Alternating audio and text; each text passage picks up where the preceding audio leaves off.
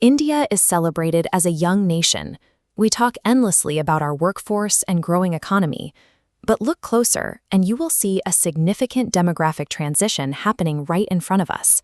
Our infrastructure remains built for the young, while our aging population grows faster than our systems can handle. This chart shows the projected growth of India's elderly population. Starting from 100 million in 2011, the curve steepens dramatically, hitting 230 million by 2036.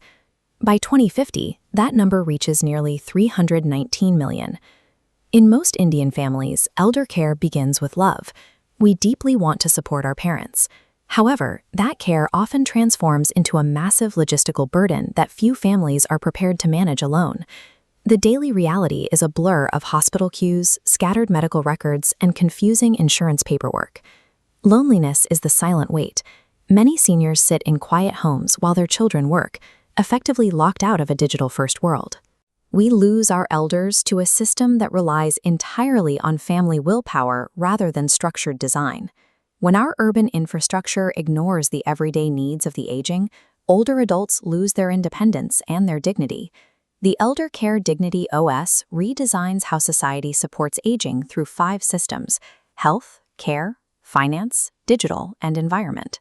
Currently, medicine focuses on sudden episodes, but aging is continuous.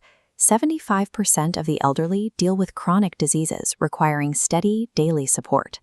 An elder health passport could solve this.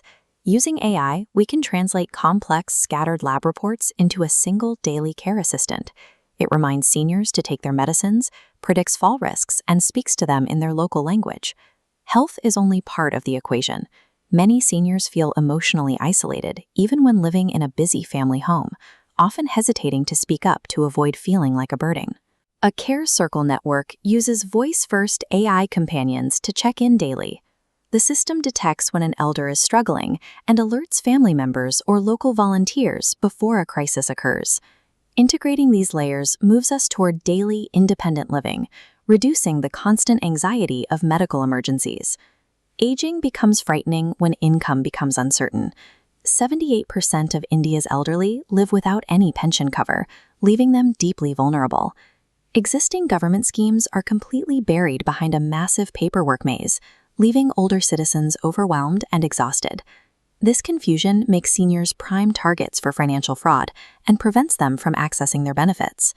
A financial safety OS would provide a local language digital guide to simplify benefit discovery, plan expenses, and automatically flag suspicious scam messages. Modern digital design actively pushes older adults out.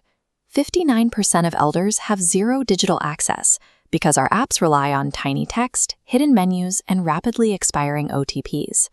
Voice-first interfaces bridge this gap. By deploying voice-activated systems in local pharmacies and community centers, seniors can book doctors or access services simply by speaking their native language. Technology should learn the needs of our elders, rather than forcing seniors to navigate interfaces built for 20-somethings. Our physical world, our streets, footpaths, and public transport, remains difficult for aging bodies to navigate.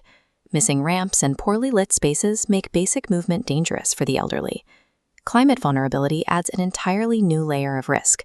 Extreme heat waves and sudden floods disproportionately endanger the elderly, who often lack the mobility to evacuate quickly during a disaster. We can engineer safety at the local level through age-friendly wards. This involves redesigning homes with anti-skid floors, bedside emergency buttons, and fall detection sensors. City wards can use AI-driven senior safety maps. These maps identify vulnerable residences and overlay heat-wave safe zones, allowing emergency networks to prioritize help. Physical redesigns turn a private family struggle into a shared public utility, built directly into our urban infrastructure. India needs to move beyond episodic care at the end of life and build a continuous aging support system instead. Families should begin designing their own care circles now, while tech startups should build localized, voice-first tools specifically for this growing demographic.